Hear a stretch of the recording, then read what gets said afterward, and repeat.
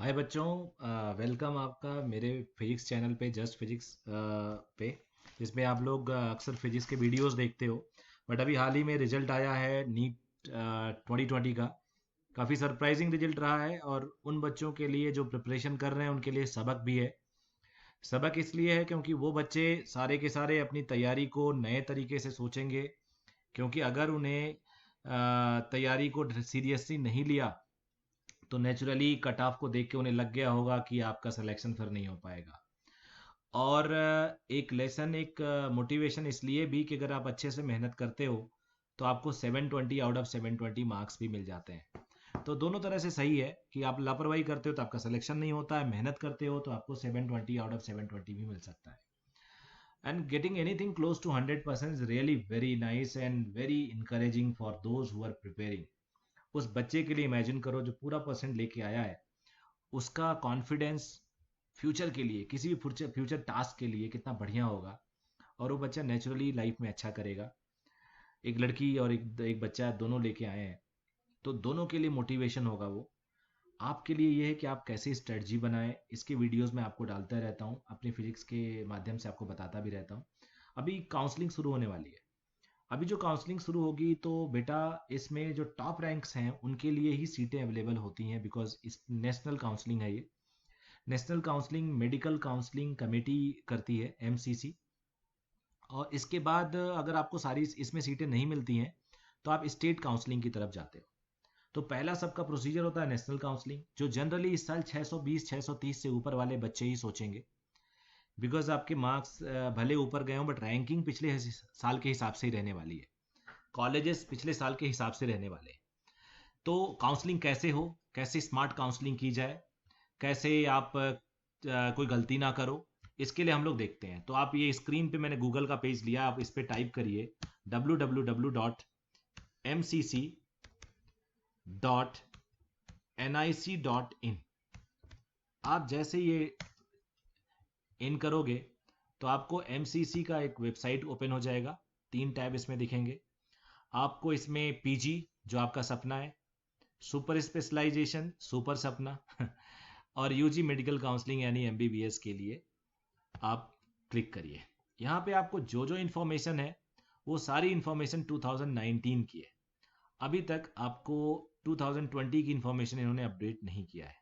But new registration का page यहाँ पे दिख रहा है आपको लेफ्ट हैंड साइड में। और candidate login, allotment letter, seat matrix, पिछले साल की कुछ आर्काइव्स दिख रही हैं, रिफंड, बहुत सारी इन्फॉर्मेशन है। पार्टिसिपेटिंग इंस्टीट्यूट्स आपको दिख जाएंगी, जो आपको पता चलेगा कि एमबीबीएस में कितने कॉलेजेस हैं जहाँ जो पार्टिसिपेट कर रहे हैं। इतनी सारी लिस्ट है, इतनी सारी लिस्ट है, जो आपको एक तरह से मोटिवेट भी करेंगे। कहीं कहीं देखो राइट हैंड साइड में बॉन्ड है, कहीं कहीं पे कोई बॉन्ड नहीं है। तो बॉन्ड वाले कॉलेजेस को जरूर आप देखिएगा, बिकॉज कई बार हमें धोखा हो जाता है। सेम विद बीडीएस, बीडीएस में भी कहीं बॉन्ड है, कहीं कहीं नहीं है। अब चलते हैं होम पेज पे। काउंसलिंग स्कीम, काउंसलिंग स्कीम के बारे में मैंने डिटेल आपको डिस्कस किया है। अभी आगे की वीडियोस अभी आगे आएगा, मैं डिस्कस करूंगा। काउंसलिंग शेड्यूल में डिस्कस करूंगा, एफएक्यूज में डिस्कस करूंगा। एक न्यू रजिस्ट्रेशन पेज आप लोग अगर देखो तो रजिस्ट्रेशन में क्या होता है कि अगर आप इसे क्लिक करोगे तो एक पूरा का पूरा पेज खुलेगा। अभी देखो लास्ट ईयर का रजिस्ट्रेशन ओवर हो चुका है, तो लास्ट ईयर का रजिस्ट्रेशन नहीं आएगा। जब इस साल का आ जाएगा तो ये रजिस्ट्रेशन पेज खुलेगा। इसमें आप अपने आप को रजिस्टर करोगे, जिसमें लॉगिन आईडी पासवर्ड जनरेट करोगे और फीस जमा करके उसकी डिटेल दोगे। डायरेक्ट इसमें लिंक आएगा, इसके थ्रू भी आप फीस दे सकते हो। तो हमेशा सजेस्ट किया जाता है इसी के थ्रू फीस दो। जनरली बाहर फीस दे के हम उसकी रसीद उसीद एंट्री करते हैं, उसमें कई कई बार दिक्कत हो जाती है। तो इसके बाद में आप लोग को थोड़ा सा एक दो पॉइंट और बता रहा हूं, फिर आपको कुछ सीट्स दिखाऊंगा। उस सीट्स में आपको मैं समझाऊंगा डिटेल काउंसलिंग के बारे में। आपने जब एमसीसी की काउंसलिंग पे आप गए, www.mcc medical council committee nic.in, तो यहाँ पे वो प्रोसेस आप करोगे काउंसलिंग का। मैं कुछ सजेशन बताऊंगा आपको कि you just fill as maximum as possible, fill all the choices available, all maximum choices available. ये बस छोटी सी सजेशन है एक, बाकी मैं स्लाइड में पूरी बात बताता हूँ। आपकी रैंक कुछ भी हो, आपकी रैंक मान लो 5,000 ऑल इंडिया हो, AIR 5,000 है, फिर भी यार पहली चॉइस MAMC ही भरो। नहीं मिलेगा, आई नो इट, फिर भी भरो। दूसरी, इनफैक्ट मैं हमेशा बच्चों को सजेस्ट करता हूँ, सारे ड्रीम कॉलेजेस की लिस्ट बना लो और सब फिल करो। बहुत ज्यादा प्रैक्टिकल बनना चाहते हो तो आपको पता है ये 5 मान लो नहीं मिलना, 4 मत भरो, यहां से भरो, लेकिन नीचे सारे ले जाओ, सारे पॉसिबल कॉलेजेस लेके जाओ। बिकॉज फर्स्ट राउंड में आपको अगर कोई मन का चॉइस नहीं मिलता है तो सेकंड राउंड में फ्लोट करा सकते हो, सेकंड राउंड में मन का चॉइस नहीं मिलता है तो लीव कर सकते हो। हालांकि सेकंड राउंड में जब जाओगे और आपको कॉलेज अलॉट हो गया और आप लीव करते हो तो आपका वो पैसा फोरफिटेड हो जाएगा, चला जाएगा, जुर्माना दंड लग जाएगा वो। और लेकिन नहीं मिला तो विड्रॉ कर सकते हो, पैसा पूरा मिल जाएगा। मिलने के बाद कॉलेज अगर ले लिया तो रिफंड नहीं कर सकते, उसका पूरा प्रोसीजर मैंने आगे आपको समझाया है। तो मैं यही चाहूंगा कि आप इसको पूरा प्रोसेस को ढंग से पढ़ें। कोई टफ नहीं होता, कोई टफ नहीं होता, इतना आसान। तुम सारे बच्चे मेरे से स्मार्ट हो, तो मुझसे अच्छी जानते हो। अगर आप एक बार पूरा पढ़ेंगे इसमें mcc.nic.in पे, तो आपको पूरा प्रोसीजर मिलेगा। 10 लोगों से राय लेने की ज़रूरत नहीं है। हाँ, कॉलेज डिसीजन में ज़रूर राय लो कि दिल्ली में अगर जाना है तो दिल्ली के कौन से कॉलेजेस होंगे, मुंबई में कौन से कॉलेजेस, साउथ में कौन से कॉलेजेस, नॉर्थ में कौन से कॉलेजेस, ये सारे कॉलेजेस आप अपनी प्रायोरिटी सेट करो कि आपको लखनऊ, चंडीगढ़, BHU, AMU कहाँ कहाँ जाना है, कहाँ कहाँ आपका वर्स्ट केस हो सकता है, कि आप नॉर्थ ईस्ट के कॉलेजेस चाहोगे या नहीं चाहोगे, या स्टेट में आपकी पॉसिबिलिटी क्या बनती है। तो इन सब चीज़ों पे कई फैक्टर होते हैं मेडिकल कॉलेज में अपनी सीट डिसाइड करने के लिए।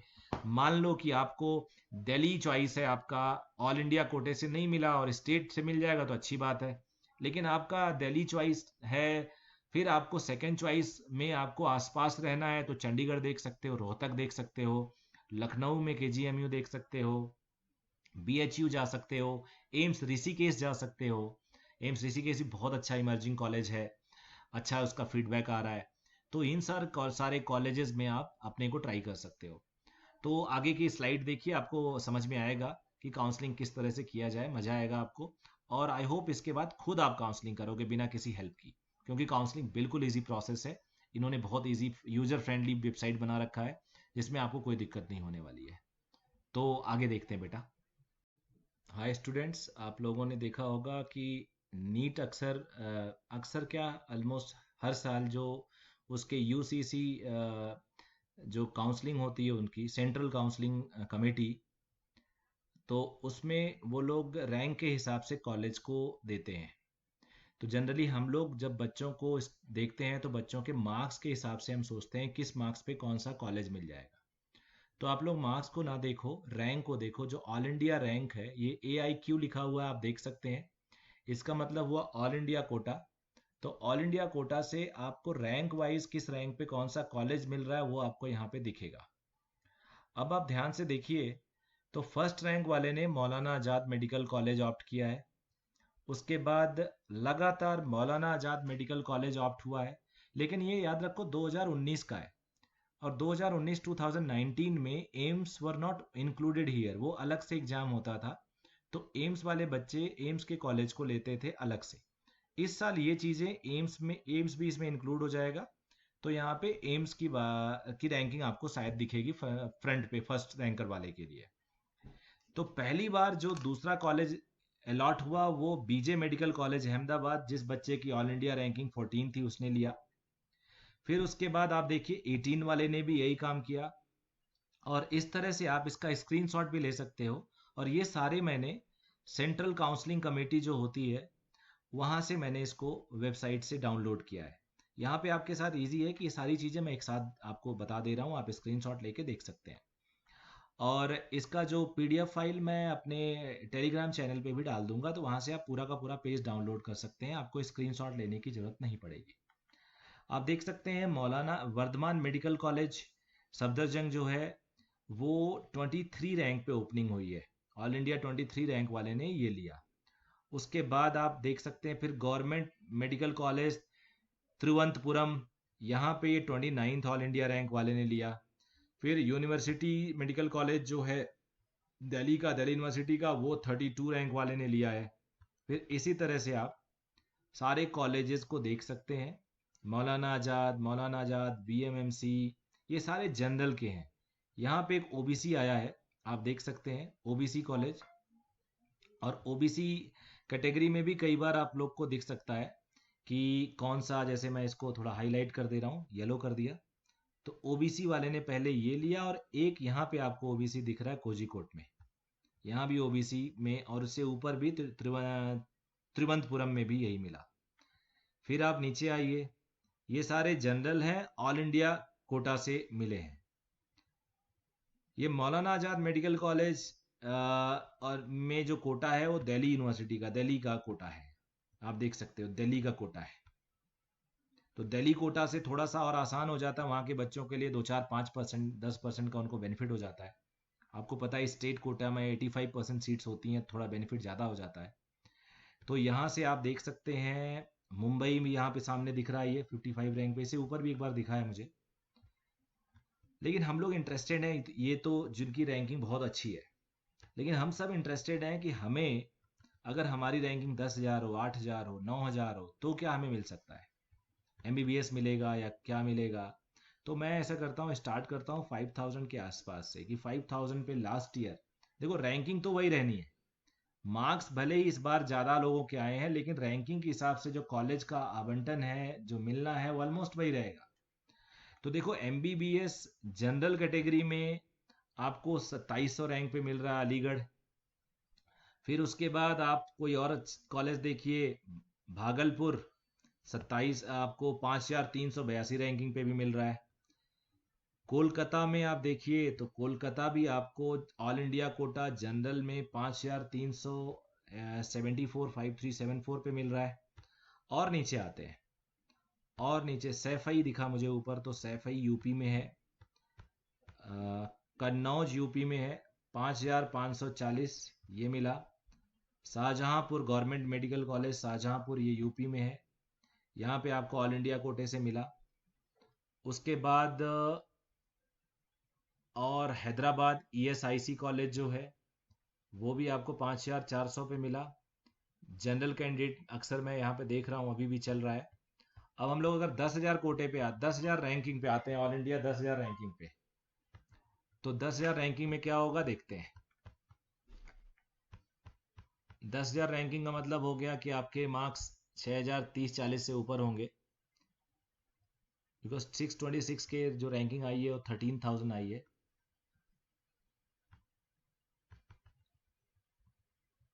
आप देख सकते हैं ये 8,000 का सीरीज चल रहा है, अभी भी एमबीबीएस जनरल दिख रहा है।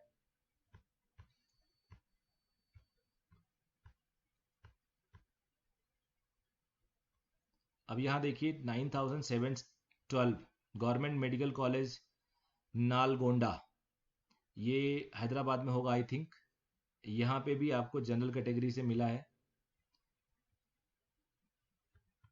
तो 9,000 तक तो क्लियरली दिख रहा है। अब देखिए बीडीएस स्टार्ट हो गया, अब आप देखिए बीडीएस स्टार्ट हो गया है। इतनी अच्छी रैंकिंग लेने के बाद भी बच्चे को बीडीएस मिल रहा है यहाँ पे। आप देखिए यहाँ पे भी BDS Patna dental college and hospital 10,000 ranking पे, 10,000 रैंकिंग पे बीडीएस ही दिख रहा है मुझे। अदरवाइज ओबीसी लेडी हार्डिंग में ओबीसी कैटेगरी से 10,000 पे मिला है। एमबीबीएस मुझे यहाँ दिख रहा है मणिपाल में, कस्तूरबा मेडिकल कॉलेज मणिपाल 10,100 167 पे एमबीबीएस यहाँ पे आपको दिख रहा है। अब इसके नीचे चलते हैं, मौलाना आज़ाद में देखिए बीडीएस 10,203 पे बीडीएस मिल रहा है, ओबीसी में ओबी। यहाँ पे मुझे एक मणिपाल में दिख रहा है, मणिपाल में रैंकिंग नीचे जा रही है, नॉर्थ ईस्ट का एक प्लेस है ये। यहाँ पे भी एक आपको हमदर्द इंस्टीट्यूट ऑफ मेडिकल साइंसेज, यहाँ पे इनका एक इंटरनल कोटा होता है, ऑल इंडिया कोटा का नहीं है, वहाँ से मिला है जनरल में एमबीबीएस। तो इसके बाद 10,000 के बाद एमबीबीएस थोड़ा मुश्किल होता जा रहा है, थोड़ा मुश्किल होता जा रहा है। देखिए यहाँ पे एक ओबीसी मिला है मणिपाल में, अब मणिपाल में भी खत्म हो गया, 9,923 10,923 आते आते। एमबीबीएस यहाँ पे अलीगढ़ में मिला है, बट यहाँ इंटरनल कोटा से मिला है, आपको पता है अलीगढ़ में 50% सीटें वहाँ के इंटरनल बच्चों के लिए होती हैं जो वहीं से स्कूलिंग करते हैं। उनका एक स्कूल बोर्ड भी है, जैसे सीबीएसई होता है, जैसे आईसीएसई होता है, तो वैसे अलीगढ़ का एक स्कूल बोर्ड है। तो ये ऑल इंडिया कोटे से अब 10,000 के बाद एमबीबीएस जनरल कैटेगरी में ऑलमोस्ट ना के बराबर है। बीडीएस ही दिख रही है, आप सब देख सकते हो। ये लास्ट ईयर की पूरी अलॉटेड सीट है। कहाँ तक जाता है ये भी हम देख लेते हैं। देखो सारे बीडीएस आपको दिख रहे हैं। ओबीसी लेडी हार्डिंग में दिया, वो भी दिल्ली को कोटा का है, डीयू कोटा लिखा हुआ देखो आप। तो लेडी हार्डिंग में भी आप 12,380 पे अगर दिल्ली से हैं तो आपको मिल जाएगा एमबीबीएस, नहीं तो नहीं मिलेगा। ये कुरनूल पे ऑल इंडिया कोटे से एससी कैटेगरी को मिला है एमबीबीएस, जिनकी रैंकिंग है 12,485। और अब अगर आप देखिए तो एमबीबीएस आपको ओबीसी लेडी हार्डिंग में दिल्ली कोटे से मिला 12,805। एमबीबीएस मुंबई में मिला सेठ GS medical college Mumbai, ST कोटे से मिला है 12,959 रैंक पे। यहाँ भी मणिपाल का अपना कोटा स्टेट कोटा से मिला है। एमएनजी कोटा ये कुछ वो इंटरनल कोटा होगा इनका, जनरल पे मिला है, अदरवाइज मिलना मुश्किल है। ये भी देखिए मणिपाल का वही कोटा है, 13,322 रैंक पे भी मिला है। तो इट सीम्स डिफिकल्ट किड्स की अब इसके बाद आप लोग को मिले एमबीबीएस 10,000 के बाद। 10,000 के बाद जहाँ भी एमबीबीएस मिला है वो वहीं का अलीगढ़ का देखो आप, एक कोटा है एएनआर जो इंटरनल कोटा है इनका। इसके बाद तो मुझे नहीं दिख रहा है। हालांकि ये लिस्ट जो है ऑल इंडिया कोटे से बच्चे स्टेट रैंक की, देखो ऑल इंडिया में ये दिख रहा है मुझे जनरल फिजिकली हैंडीकैप्ड, ये 85,269 पे भी आपको पटियाला में एमबीबीएस मिल रहा है। अब ये जो कोची है इसके नीचे जस्ट दिख रहा है, ये आपका देखो वहीं का कोटा, एमएनजी कोटा कोई है।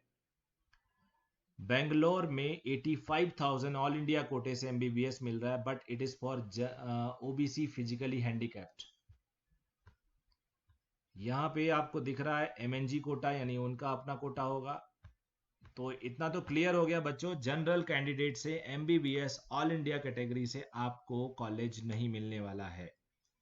10,000 से ज्यादा अगर रैंक हो रही है तो 11,000 12,000 कट ऑफ मान सकते हो। बहुत वर्ष केस में इन्हों अगर बच्चे विड्रॉ कर लेते हैं तो प्लस माइनस 10-15% का वेरिएशन होता है, तो 12-13,000 तक आप पॉजिटिव रह सकते हो। बाकी इसके पहले जो मैंने बातें बताई हैं, काउंसलिंग का प्रोसेस कैसे होता है, काउंसलिंग कैसे फॉलो किया जाता है, वो आप देख सकते हो। तो इसमें मेरे पास जो आखिरी है वो भी मैं आपको दिखा दूं। ये देखिए यहाँ पे कोटे का एएमयू अलीगढ़ मुस्लिम यूनिवर्सिटी इंटरनल, आप देख रहे हो ये ओपन, जामिया ओपन है, Jamia Millia Islamia Muslim quota, MW Jamia Muslim women, JI Jamia internal, ये सारे कोटा हैं। और आखिरी काफ़ी दूर तक गया है ये, देखा जाए तो 88,43,956। एमएनजी कोटा क्या है जरा आप देख सकते हो, यहाँ पे यहाँ कहीं दिया होगा, MNG management paid seat, this one यहाँ मैनेजमेंट पेड सीट हो गया। तो 8,43,956 पे भी बीडीएस मिला है, अलॉटेड हुआ है ये। तो ये पूरा का पूरा सीनरियो था लास्ट ईयर का, और लास्ट ईयर का काउंसलिंग प्रोसेस और बाकी डिटेल मैं आपको इसके इसी वीडियो में। हेलो बच्चों, ये हम लोग देख रहे हैं scheme of online all India quota, जिसे AIQ कहते हैं, UG counselling for MBBS and BDS। तो ये प्रोसेस ऑफ काउंसलिंग है, फ्लो चार्ट है, जो आपको MCC medical council committee .nic.in पे मिलेगा। और ये जानना आपको ज़रूरी है कि आप काउंसलिंग में कैसे पार्टिसिपेट करेंगे, बिकॉज अगर ये आप नहीं जाने हो तो गलती कर देते हो। तो ये वेबसाइट है उसका पूरा का पूरा, आपको इस पे विजिट करना है। और ये जो फ्लो चार्ट है काउंसलिंग का प्रोसेस, इस काउंसलिंग के प्रोसेस को आपको स्टडी करना है। ये जो ऑल इंडिया कोटा है, ऑल इंडिया कोटा AIQ है, और इसमें मैंने आप लोग को बताया हुआ है कि कैसे ऑल इंडिया कोटा में जो कॉलेजेस हैं, मैंने एक रफ आइडिया दिया था सेंट्रल काउंसलिंग से, यानी MCC.nic, ये सेंट्रल काउंसलिंग है, स्टेट काउंसलिंग अलग होती है।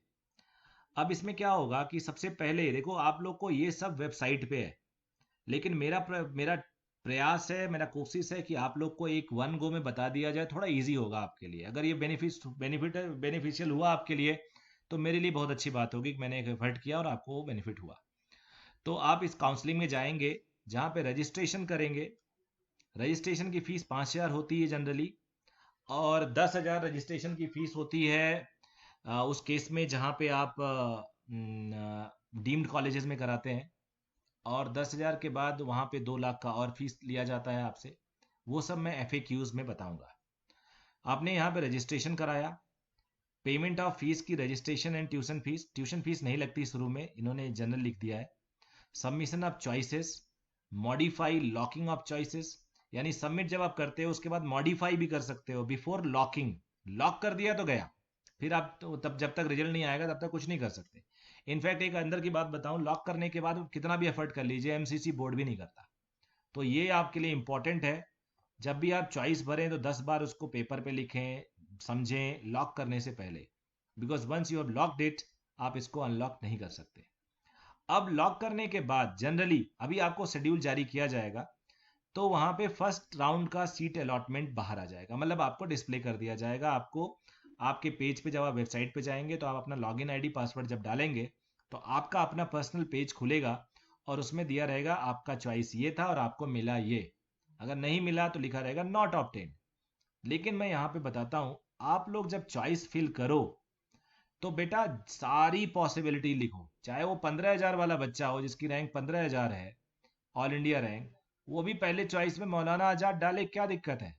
MAMC डाल दो, क्या दिक्कत है? नहीं मिलेगा वो तो हमें पहले से पता है, लेकिन सीक्वेंस वैसे ही फॉलो करो। आपकी पहली चॉइस, आपकी दूसरी चॉइस, आपकी चौथी चॉइस, ये आपका ड्रीम कॉलेजेस की चॉइस होनी चाहिए। आप उसी चॉइस से फॉर्म फिल करिए, मिले ना मिले बात की बात है। गलती से भी ऐसा कॉलेज मत डालिए जहां मिलने पे आप जाने वाले नहीं है। क्योंकि अगर आपने चॉइस कर दी और आपने, हालांकि चॉइस मिलने के बाद आप विड्रॉ कर सकते हो, एडमिशन लेने के बाद विड्रॉ नहीं कर सकते हो, that is the problem. But फिर भी आप ऐसा काम क्यों करें? ये सारा जो मैं प्रोसेस आपको बता रहा हूँ ये 2019 का प्रोसेस है, क्योंकि 20th का प्रोसेस अभी तक आउट नहीं हुआ। जैसे आउट होगा मैं उसका भी वीडियो बनाऊंगा और जो चेंजेस होंगे बता दूंगा। अगर यही कुछ रहेगा सब कुछ, तब आपको बता दूंगा कि यही वीडियो है। और मैं इसके लिए मेरे यूट्यूब को आप देखते रहिएगा।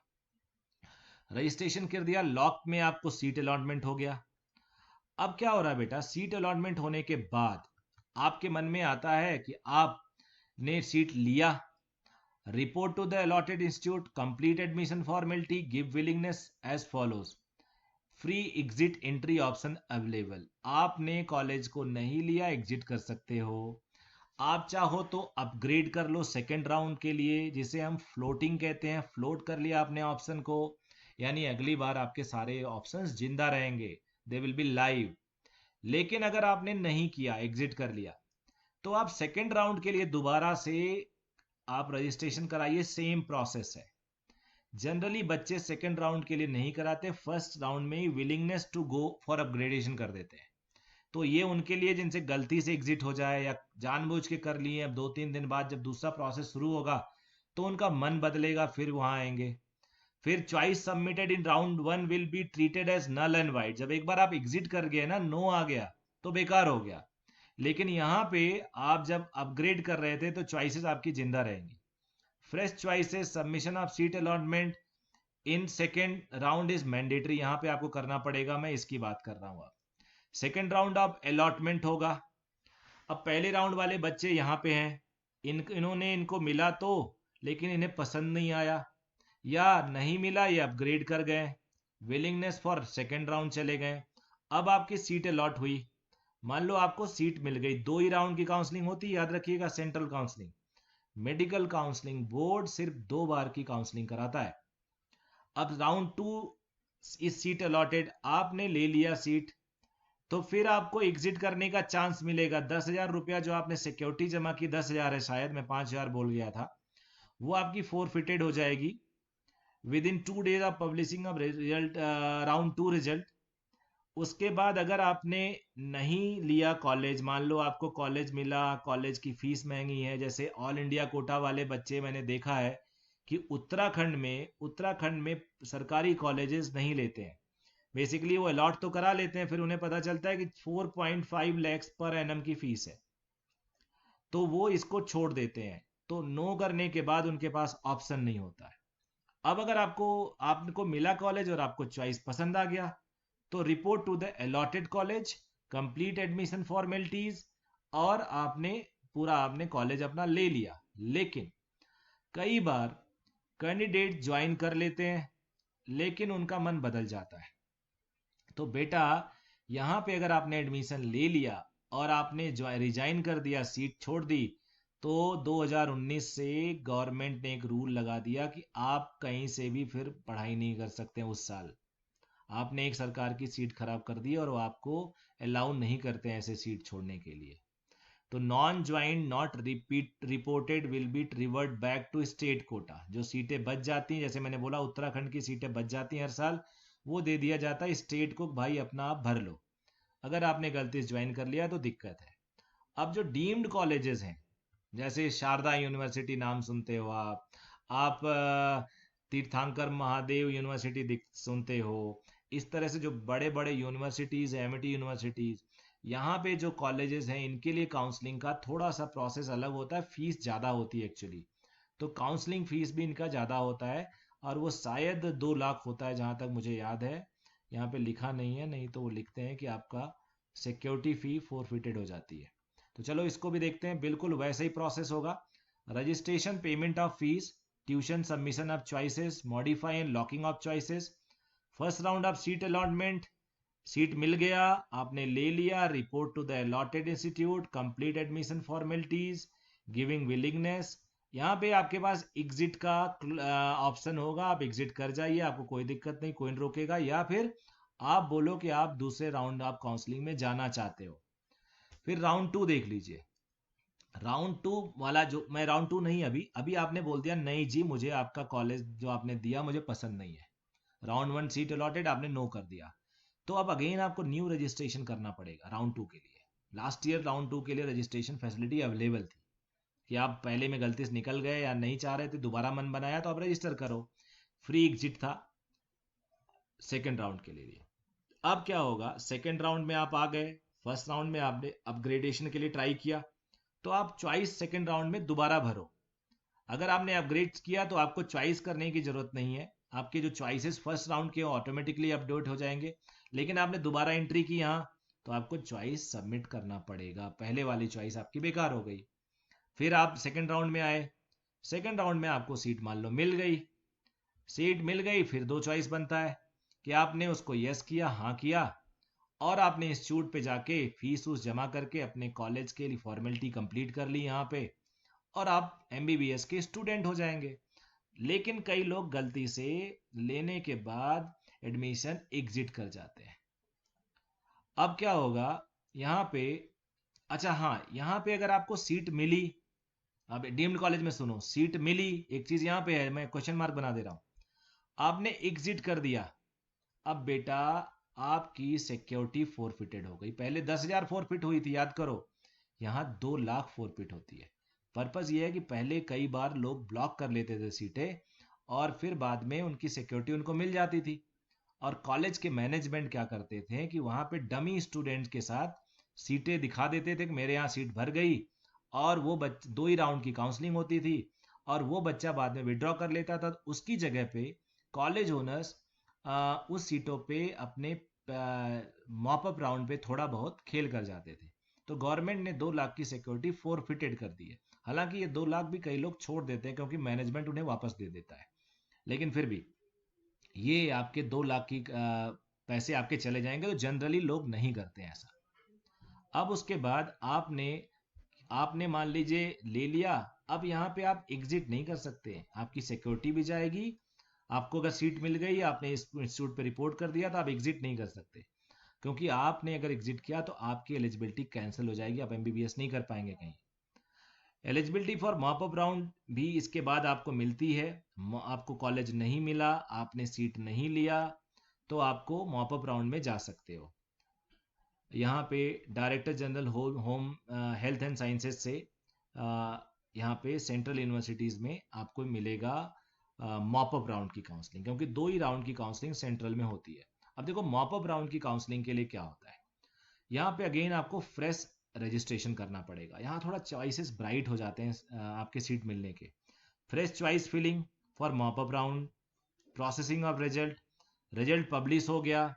अब रिजल्ट पब्लिश होने पे क्या करना होगा, report to the allotted deemed university, central university, vacant seat due to non joining, वो फिर वो जाएगा मॉपअप में, sent back to deem university for this, last year ये था, stray vacant seats by respective university, फिर वो मॉपअप राउंड अपने यहाँ करवाते थे।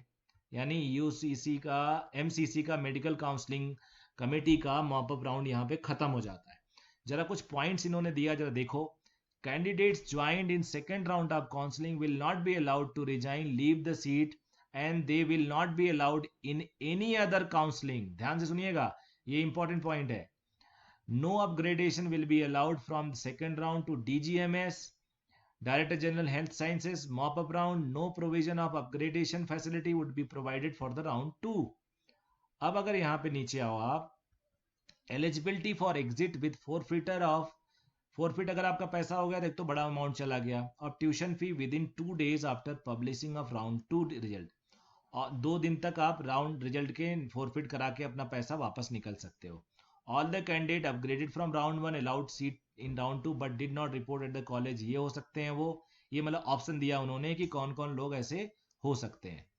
Candidate freshly registered in round 2 allotted the seat in round 2 and did not report, ये हो सकते हैं। Note, candidates allotted the seat in round 2 and report at the college are not eligible to resign. जिसको seat मिला और college में चला गया गलती से, वो नहीं कर सकता। Candidates allotted the seat in mop-up round of counseling conducted by MCC DGHS are not eligible to participate in stray vacancy round of counseling to be conducted by respective universities. अब यहाँ पे देखो एक आखिरी पॉइंट लिख देते हैं, देख लेते क्या लिखा। Facility for registration will be available for round 1 beginning of round 2 and mop up round only on date as specified in counselling schedule. Flow for eligibility registration please read the FAQs, frequently answers questions. तो FAQs अभी हम लोग देखेंगे, last year काफ़ी ज़्यादा FAQs हैं जो आपके कॉन्सेप्ट को काफ़ी हद तक क्लियर कर देंगे। तो आई होप ये आपको बेसिक काउंसलिंग बेटा समझ में आ गया होगा। और अब आप हम लोग, तो बच्चों ये फ्रीक्वेंटली आस्क्ड क्वेश्चंस है, फ्रीक्वेंसी आंसर्ड क्वेश्चंस है, कुछ भी कह लो। For 15% all India quota deemed in university, जिसका 100% सीटें यहीं से फिल की जाती हैं, ESIC, AFMC, VMMC, SJH, centre institutes under graduate counselling जो MBBS और BDS के लिए होती है, उसके कुछ कॉमन क्वेश्चंस हैं। जैसे अभी आपको इससे पहले हमने बताया था कि काउंसलिंग का प्रोसीजर क्या है। अब यहाँ पे कुछ छोटे मोटे इन्होंने 2019 का प्रोसीजर है, बिल्कुल बहुत ही स्मॉल स्लाइड चेंज करके ये 2020 का आएगा 1-2 दिन में। सेकेंड राउंड काउंसलिंग के बाद देखो क्या क्वेश्चन है, following modification the scheme have been made for 15% all India quota. After the second round of counseling for all India quota seats, the student who take admission in all India quota seats should not be allowed permit to vacate the seat. जो मैं बात कर रहा था, in the direction of Honorable Supreme Court of India, West Bengal WP कोई petition रहा होगा, कोई US स्लैम एजुकेशन ट्रस्ट है versus medical council of India के बीच में था। अब यहाँ पे आपका जो काउंसलिंग होता है MCC मेडिकल काउंसलिंग कमेटी करती है, आपको बताया था पिछली बार मैंने, अभी पिछले वीडियो में। It has been decided by MCC that the earlier eligibility criteria of 15% all India quota, wherein the total candidate called for counseling were 5 times the number of seats available for the allotment, were as being done previously, has been abolished. All candidates will be eligible till exhaustion of seats. आपको पता है 50% बच्चे qualify घोषित किए जाते हैं, जिनकी percentile, जिनके मार्क्स आते हैं 50% होते हैं। इस साल जहां तक मुझे याद आ रहा है 147 मार्क्स है एलिजिबल, इसके ऊपर सारे बच्चे काउंसलिंग करा सकते हैं। हालांकि ये सच्चाई है कि सबको नहीं मिलेगी सीट्स, और सीट बहुत कम बच्चों के मिलेगी। पिछले साइड में हमने देखा कि 10,000 11,000 के बाद थोड़ी दिक्कत हो जा रही है सीट मिलने की। तो लेकिन फिर भी आप बैठ सकते हो, एक्सपीरियंस ले सकते हो, हो सकता है 1% चांस की मिल जाए। अगर आप किसी कैटेगरी में आते हैं तो ज़्यादा चांसेस हैं। आप फिजिकली हैंडीकैप्ड हैं तो 8 लाख तक को आपको 6 लाख तक आपको सीटें मिल जाती हैं आराम से। पहला क्वेश्चन है, जो इंपॉर्टेंट क्वेश्चन होगा वही बताऊंगा, बहुत बड़ी फाइल है ये। MCC director general home health sciences will do counselling for which college university? तो will doing counselling for 15% all India quota, 100% deemed universities, central university, ये सारे कॉलेजेस हैं। 25% इंस्टीट्यूशनल कोटा, मतलब वहाँ का उस जगह का, जैसे जो इंटरनल रिजर्वेशन होते हैं, कई कई कॉलेज में इंटरनल रिजर्वेशन होते हैं, कई माइनॉरिटीज़ के कॉलेजेस हैं। Who are eligible for NEET UG 15% all India counselling, all candidates who have qualified for all India seats on the basis of their rank in NEET और eligible. समझ गए?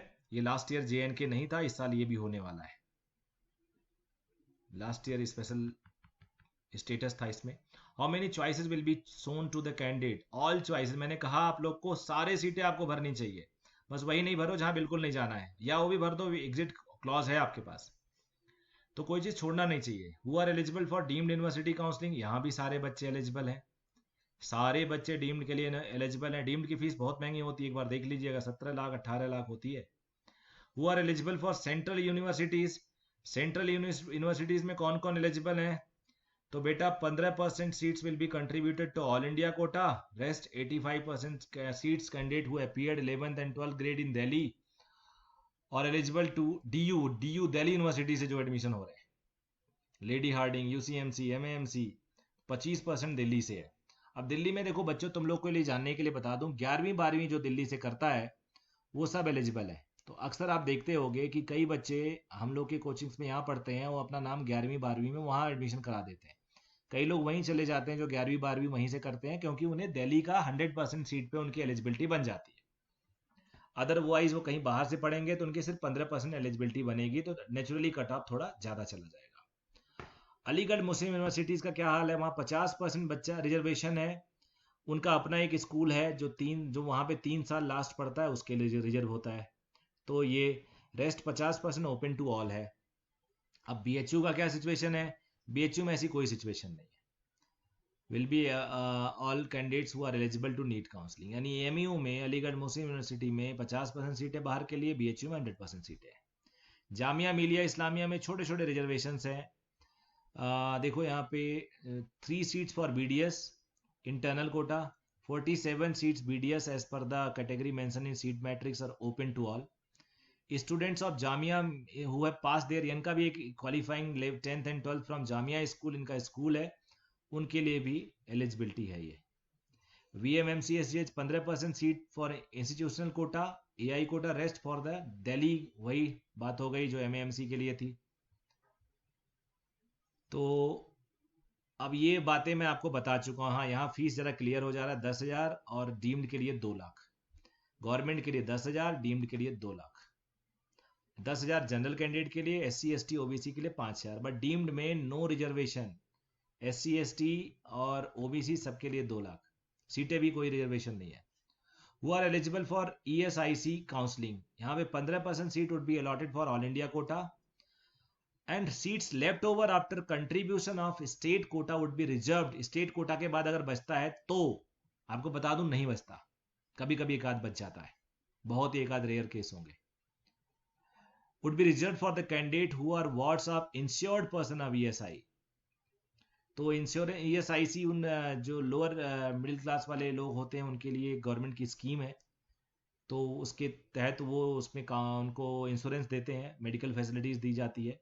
तो उनके लिए जो मेडिकल कॉलेजेस बने हुए हैं, उनके जो इंश्योर्ड ESI के लोग होते हैं उनके कैंडिडेट को दिया जाता है अगर स्टेट कोटा से बच जाता है तो। AFMC बड़ा क्वेश्चन है, ये बड़ा क्वेश्चन है, बच्चे अक्सर पूछते रहते हैं कि AFMC के लिए क्या क्या रूल्स हैं। तो बेटा AFMC के लिए रूल आप लोग एकदम क्लियर कर लो। The candidate who desire to participate in AFMC counseling will be allowed to register with an option that they are willing to take part in AFMC council, and the list of such candidates will be sent to AFMC authority for counseling, offline counseling। इनकी offline counselling होती है क्योंकि ये physical fitness देखते हैं and personality test भी लेते हैं। The result will be sent back to MCC for display on MCC website. तो AFMC में जिन बच्चों को मन होता है वो अलग से अप्लाई करते हैं, फिर उनकी एक अलग से स्क्रीनिंग प्रोसेस AFMC खुद करती है। ऑल इंडिया रैंक क्या होता है? ये जैसे all India pre medical test का एनटीए डिक्लेयर करता है, उसमें जो रैंक होता है आपको पता ही है, सबकी आपकी कुछ ना कुछ रैंक आई होगी। What is all India Kota rank?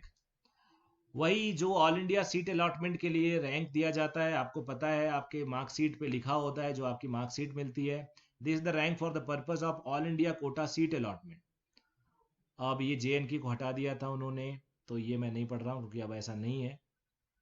MBBS BDS seat, whether the candidates having all India rank, all India quota rank called for all India quota counseling are eligible for counseling anywhere। तो ये देखते हैं इसका answer क्या दिया इन्होंने। Candidate declared qualified eligible for all India Kota under graduate seat MBBS BDS only will be eligible for online allotment process for all India quota seat which is conducted by Medical Counseling Committee, Ministry of Health, Family Welfare, Government of India. For state quota, private medical college and dental college seats, the candidate are required to contact the appropriate state governing state admission authority, directorate of medical education. आपको पता है हर state अलग से अपनी counselling कराता है, generally उनकी council medical counselling committee के बाद ही होती है। कई लोग थोड़ा पैरेलल करा देते हैं, जैसे फर्स्ट राउंड की एमसीसी की काउंसलिंग हो गई, सेकंड चल रही है, तो सेकंड के टाइम में स्टेट वाला अपना फर्स्ट कराना शुरू कर देते हैं, तो कई बार ऐसा होता है। फिर उसके बाद what is the free exit for first round mean? Free exit for first round mean if candidate allotted a seat in first round and even if the candidate does not repeat join the allotted college, he would not be penalized, security deposit will not be forfeited। Second round में ऐसा होता है, लेकिन first round में ऐसा नहीं होता है। What is the process of online allotment? Main counselling registration होगा, उस पेज पे आप रजिस्टर करेंगे, आप अपना लॉगिन आईडी पासवर्ड जनरेट करेंगे विच इज़ वेरी इंपॉर्टेंट, जो आपको किसी को नहीं देना है, नहीं तो धोखा हो जाता है, कुछ बच्चों के साथ कुछ पिछले सालों में हुआ है।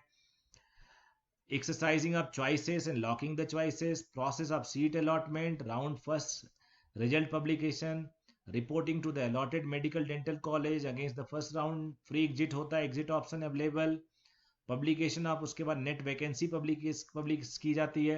मान लो फर्स्ट राउंड में 100 सीटें थी, 100 के 100 अलॉट हो गए, लेकिन एडमिशन 90 लोगों ने लिया, तो सेकंड राउंड की काउंसलिंग शुरू होने से पहले आपको पूरी लिस्ट वेबसाइट पे दिखाई देगी कि मौलाना आज़ाद मेडिकल कॉलेज में कितनी सीट है, चंडीगढ़ में कितनी सीट है, लखनऊ की सीट में कितनी है, बेंगलोर में क्या है, मुंबई में क्या सिचुएशन है, ये आपको पता चल जाएगा। फिर आप उसी हिसाब से चॉइस अपनी फिल करेंगे। फिर registration and fresh choice filling by eligible candidate for second round, जो पहले से रजिस्टर्ड हैं और उन्होंने विलिंगनेस दिखाई है उनके लिए नहीं है दोबारा भरने की चॉइस, क्योंकि उनका चॉइस ऑलरेडी भरा हुआ है। फिर process of seat allotments, second round, exit with forfeiture of security amount available. यहाँ पे अगर आप एग्जिट करते हो तो आप अपने 2 लाख गए या 10,000 गया आपका। Round 2 result publication, reporting to the medical dental college, ये हो गया। अब राउंड 2 में अगर आपने अलॉट करवा लिया अलॉटेड सीट, तो एग्जिट वेकेंट सीट पे अवेलेबल नहीं है, वेकेट करना अवेलेबल नहीं है। अब जरा मॉपअप राउंड के बारे में जान लेते हैं। एंड ऑफ काउंसलिंग हो गया भाई, दोनों राउंड के बाद काउंसलिंग खत्म हो गई। Not allotted seat to state quota, जो नहीं बचा उसे स्टेट कोटा और इंस्टीट्यूशनल कोटा में दे दिया जाता है। अब क्या होगा, मॉपअप राउंड होंगे बच्चे। मॉपअप राउंड देखो, fresh registration for mop up round. Fresh registration का मतलब हुआ आप दोबारा से जो प्रोसेस आपने किया था पहली बार फिर करिए, फिर चॉइस लॉक करिए, फिल करिए, फिर सीट अलॉटमेंट होगा, रिजल्ट पब्लिश होगा, फिर आपको अगर मिल गया तो आपको मेडिकल कॉलेज में, डेंटल कॉलेज में जाना होगा। यहाँ पे भी list of 10 times registered candidates of number of seats stray vacancy to be sent to the deemed university, यहाँ 10 गुना बच्चों को बुलाया जाता है। Final vacancy round, stray vacancy round to be conducted by deemed university, there will be no fresh registration of the candidates। मान लो पहले round में कम रह गया, कुछ सीटें बच गई, तो फाइनल राउंड कॉलेज अपना खुद बुलाएगा। अब are there any more round of counselling, एक क्वेश्चन आता है। No, as per the honourable Supreme Court, ये जो पिटीशन वगैरह था Ashish Ranjan and organisation versus Union of India, अब आपको दोबारा नहीं दिया जाएगा choice. What does exit with forfeiture means in second round of counseling? Exit with forfeiture means if a candidate allotted in seat 2 second round of counseling and does not want to join the allotted seat he can still exit with forfeiture, यानी उसका 10,000 गया, अगर deemed में है 2 लाख गया, and once candidate join the allotted seat will not be eligible. देखो कई बार लिखा गया है ये, when will online allotment process for the current year will start। Counselling schedule website पे आता है, और वेबसाइट है mcc.nic.in, mcc.nic.in, medical council committee nic.in। What is the date of commencement of BDS courses, ये मैं नहीं बता सकता क्योंकि ये 2019 का FAQs है। Do I have to report at any counselling centre for registration of online choice filling, बिल्कुल नहीं, नो, घर पे ही होगा सब ऑनलाइन इंटरनेट से। Do I require any documents to get registered, नहीं, you will be required to fill up some of the information that you have given on your application form that you have filled and submitted to NTA New Delhi. आपको कुछ नहीं देना होगा शुरू में।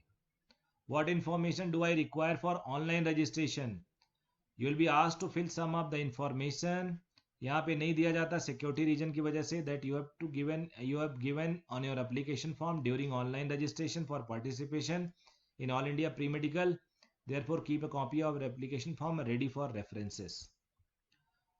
अब ये कह रहा है how do I get password for logging in, during the online process of registration will generate password. अब यहाँ पे उसके बारे में दिया गया पासवर्ड शेयर और नहीं करेंगे आप, मिसयूज हो सकता है, और यही पासवर्ड बार बार आपको यूज करना है। पासवर्ड आप चेंज भी कर सकते हो क्रिएट करने के बाद, जैसे आप ईमेल आईडी और बाकी जगहों पे करते हो। अब क्या लिया, how much time will I be given to join the allotted college, candidate allotted seat will be required to join allotted college within stipulated time, 1-2 दिन का 4 दिन का देंगे। Counselling schedule, however candidate are advised to join as early as possible and not to wait the last date of joining, last day कुछ दिक्कत हो गई तो फंस जाओगे, due to different schedule of holiday including local holiday and all।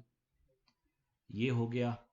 अगला point है what documents are required at the time of online counseling, since it is online counseling तो कोई डॉक्यूमेंट की जरूरत नहीं होगी, रजिस्ट्रेशन के टाइम घर पे बैठ के करिए। What documents are required the time of joining reporting college, ये इंपॉर्टेंट है, ये इंपॉर्टेंट है, ये बच्चे इंपॉर्टेंट है, इसको ध्यान से देखिएगा।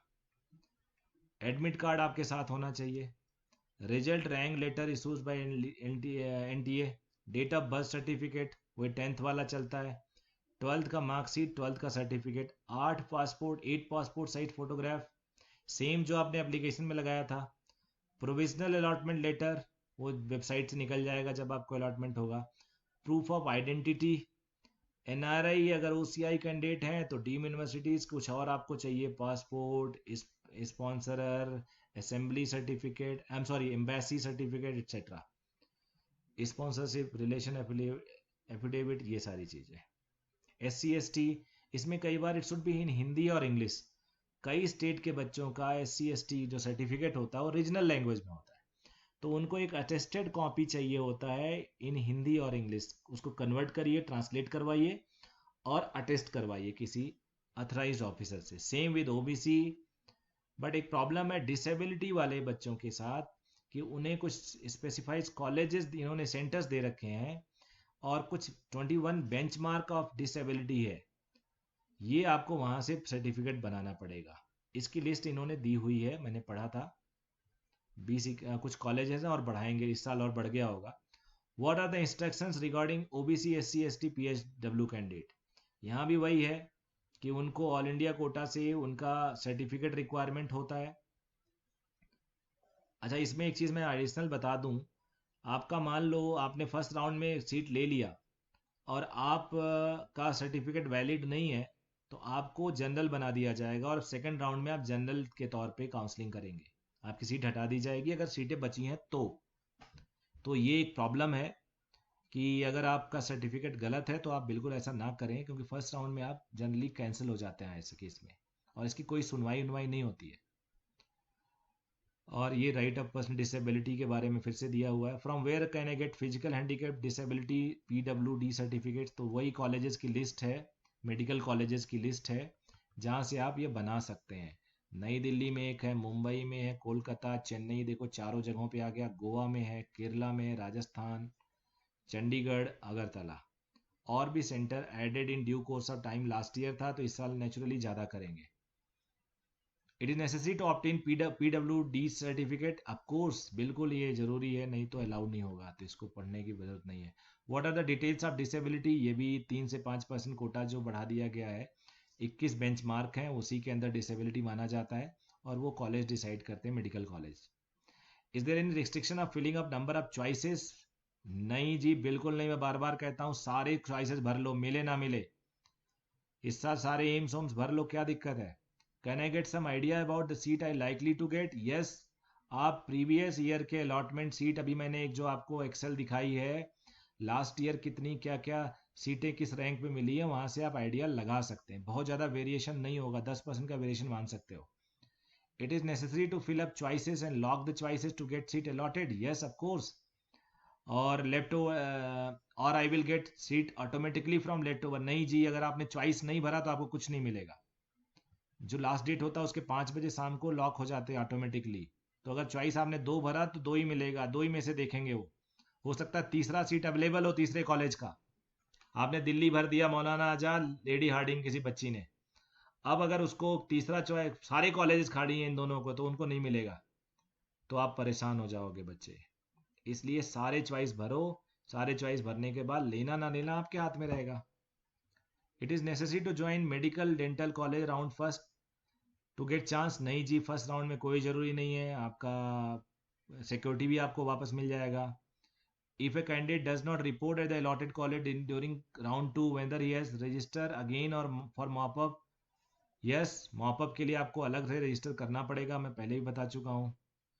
आप सेकेंड राउंड में ले ना लें, लेने के बाद तो आप अलाउड ही नहीं हो, नहीं लेने के बाद, मिलने के बाद भी ना लें तब भी आप मॉपअप के लिए रजिस्टर करना पड़ेगा। If some new under graduate seats are created increased, तो ये ड्यू कोर्स ऑफ टाइम के साथ आपको राउंड 2 में दिया जाता है इन्फॉर्मेशन। कई कई बार कुछ कॉलेजेस को फर्स्ट राउंड में इंक्लूड नहीं किया जाता, उनकी एलिजिबिलिटी, उनकी एमसीआई से कुछ रजिस्टर एफिलिएशन या सीट बढ़ने पे उस टाइम तक ऑर्डर नहीं आया होता, तो जब वो ऑर्डर आता है तब उनको ऐड किया जाता है। तो ऐसे कॉलेजेस को, ऐसे सीट्स को, जो बढ़ी हुई सीट्स को सेकेंड राउंड ऑफ काउंसलिंग में ऐड किया जाता है।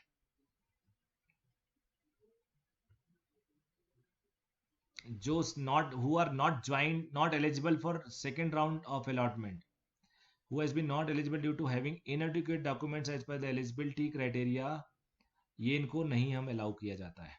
what is the procedure for second round? fresh set of seat get added to the system, अगर ऐसा है तो। हाँ, seat available during round first if any which is due latest approval of MCI DCI। कई बार सीटें approve, बाद में approval मिलती हैं कॉलेज को, सेकेंड राउंड में ऐड हो जाते हैं। सेम विद डीम्ड यूनिवर्सिटीज़, तो ऐसे केसेस में भी आपको सीट्स मिलती हैं। लेकिन अगर मान लो आपके पास जनरल कैंडिडेट के एससी कैटेगरी में 2 लोग हैं, अब एससी कैटेगरी में 2 लोग हैं तो एससी कैटेगरी में इनको प्रायोरिटी मिलेगी पीडब्ल्यूडी। एससी में 2 हैं, एसटी में 2 हैं तो इनको, एससी में 2 हैं तो इनको, अनरिजर्व में पीडब्ल्यूडी हैं फिजिकली हैंडीकैप तो इनको, ओबीसी में फिजिकली हैंडीकैप को पहले, एससी एसटी 2 लोग हैं और एक ही सीट है तो एसटी को मिलेगा, एससी और अनरिजर्व है तो एससी को मिलेगा। तो ये एक प्रेफरेंसेस होता है जो जनरली कहीं कहीं काम आता है, लक काम कर जाता है किसी बच्चे का। Can a candidate participate in second round of without submitting fresh choices? Fresh choices submission by eligible candidate as mentioned above in necessary for consideration for seat allotment during round 2। If candidate does not submit fresh choice during choice filling period, the candidate will not be considered for allotment of seat during round 2 and will retain the already joined seats if any. Do I have filled the choice college participate in second round online? Yes, आपको fill करना ही पड़ेगा second round में। 40वां question क्या बोला गया है? After I join second round of counseling of 15% all India quota, can I leave, resign? बिल्कुल नहीं कर सकते हो आप, बिल्कुल नहीं कर सकते हो। कितनी बार आपको बताया जा चुका है, आप नहीं कर सकते। तो बेटा ये सारे जो क्वेश्चंस हैं इनके एमसी की फ्रीक्वेंटली आस्क्ड क्वेश्चन एफएक्यूज, ये कुछ कुछ आपके लिए बिल्कुल हो सकते हैं, जैसे पासवर्ड का पूछा गया स्क्रीन पे देखो आप, आगे भी है। तो ये पूरा का पूरा पीडीएफ मैं आपको अपने टेलीग्राम चैनल पे दे दूंगा, आप वहां से देख लीजिएगा। और ये पूरा प्रोसीजर आपको फ़ायदा मिलेगा अगर आपकी रैंक अच्छी है। रैंक अगर अच्छी नहीं आई है तो स्टेट काउंसलिंग में आप जाइएगा। स्टेट काउंसलिंग का प्रोसीजर भी ऑलमोस्ट ऐसा ही होता है, बिल्कुल ऐसा ही होगा। और ऐसे केसेस में आप लोग इसको फॉलो कर सकते हैं और बहुत ही अच्छे से आप काउंसलिंग करना, बिकॉज कुछ एग्जांपल्स पिछले कई सालों में एक दो एग्जांपल मेरे पास आए हैं, जो बच्चे काउंसलिंग खराब करने की वजह से, अपनी चॉइसेस ठीक से ना भरने की वजह से उन्होंने अपनी सीट लूज कर दी है। तो आपके साथ ऐसा ना हो। ऑल द वेरी बेस्ट, आप लोग अच्छा करो, आप लोग को कॉलेज मिल जाए इसी साल तो मज़ा आ जाए, लाइफ एक बेटर शेप ले लेगी और एक नया लेसन आपके लिए स्टार्ट होगा। Thank you very much.